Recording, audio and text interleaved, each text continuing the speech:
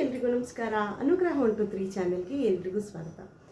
ಇವತ್ತು ನಾನು dry fruit ಪೌಡರ್ನ ಮಾಡಿ ಇಟ್ಕೊಳ್ಳೋಣ ಅಂತ ಹೇಳ್ಬಿಟ್ಟು ಮಾಡ್ತಾಯಿದ್ದೀನಿ.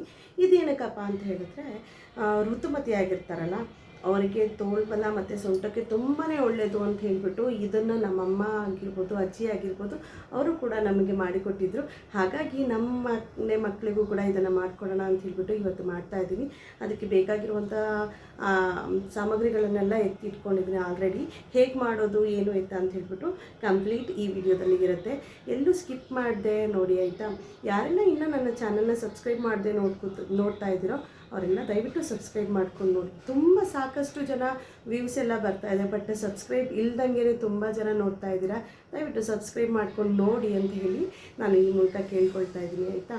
ನೋಡೋಣ ಇವಾಗ ಯಾವ ರೀತಿ ಮಾಡ್ತೀನಿ ಏನು ಎತ್ತ ಅಂತ ಹೇಳ್ಬಿಟ್ಟು, ಏನೆಲ್ಲ ಸಾಮಗ್ರಿಗಳನ್ನ ಹಾಕಬೇಕು ಅಂತ ಹೇಳ್ಬಿಟ್ಟು ನಿಮ್ಗೆ ಕೂಡ ತೋರಿಸ್ತೀನಿ. ಆಲ್ರೆಡಿ ಎಲ್ಲ ಐಟಮ್ಸ್ನು ರೆಡಿ ಮಾಡಿ ಇಟ್ಕೊಂಡಿದ್ದೀನಿ.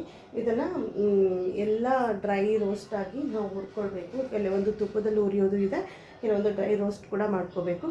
ಅದನ್ನು ಹೇಗೆ ಮಾಡೋದು ಅಂತ ಹೇಳ್ಬಿಟ್ಟು ನಿಮ್ಗೆ ಕೂಡ ತೋರಿಸ್ತೀನಿ ಬನ್ನಿ.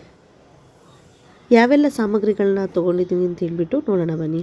ಇಲ್ಲಿ ನಾನು ಡೇಟ್ಸ್ನ ತೊಗೊಂಡಿದ್ದೀನಿ, ಒಂದು ಕಪ್ಪಾಗಷ್ಟು ಪಂಪ್ಕಿನ್ ಸೀಡ್ಸು. ಆಮೇಲೆ ಇದಕ್ಕೆ ಗೋಂದ್ ಅಂತ ಹೇಳ್ತಾರೆ, ಇದು ಗಂದಿಗೆ ಅಂಗಡಿಲಿ ಸಿಗುತ್ತೆ. ಆಮೇಲೆ ಗೋಡಂಬಿ, ದ್ರಾಕ್ಷಿ, ಪಿಸ್ತಾ, ಆಮೇಲೆ ವಾಟರ್ಮೆಲನ್ ಸೀಡ್ಸು, ಬಾದಾಮಿ, ಗಸಗಸೆ, ಏಲಕ್ಕಿ, ಇದನ್ನೆಲ್ಲನೂ ರೆಡಿ ಮಾಡಿ ಇಟ್ಕೊಂಡಿದ್ದೀನಿ. ಒಣಕೊಬ್ಬರಿನೂ ಕೂಡ ಈ ರೀತಿಯಾಗಿ ಕಟ್ ಮಾಡಿ ಎತ್ತಿಟ್ಕೊಂಡಿದ್ದೀನಿ. ಇದನ್ನೆಲ್ಲ ಕಂಪ್ಲೀಟಾಗಿ ಡ್ರೈ ರೋಸ್ಟ್ ಮಾಡೋದು ಇದೆ, ಸ್ವಲ್ಪ ತುಪ್ಪದಲ್ಲಿ ಹುರಿಯೋದು ಕೂಡ ಇರುತ್ತೆ.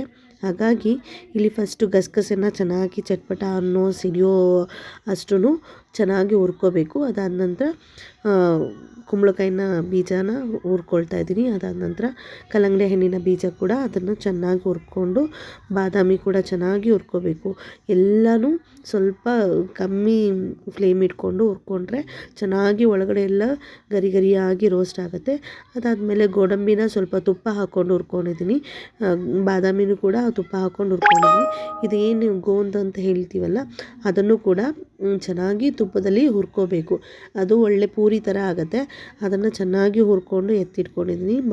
ಗೋಡಂಬಿ, ದ್ರಾಕ್ಷಿ ಇದನ್ನೆಲ್ಲ ಹುರಿದಾದ್ಮೇಲೆ ಅದೇ ತುಪ್ಪಕ್ಕೆ ಒಣಕೊಬ್ಬರಿ ಏನು ಕಟ್ ಮಾಡಿ ಇಟ್ಕೊಂಡಿರ್ತೀವಲ್ಲ ಅದನ್ನು ಕೂಡ ಈ ರೀತಿಯಲ್ಲಿ ಹಾಕಿ ಮಿಕ್ಸಿಲಿ ಗ್ರೈಂಡ್ ಮಾಡ್ಕೊಳ್ಬೇಕು ಫಸ್ಟು.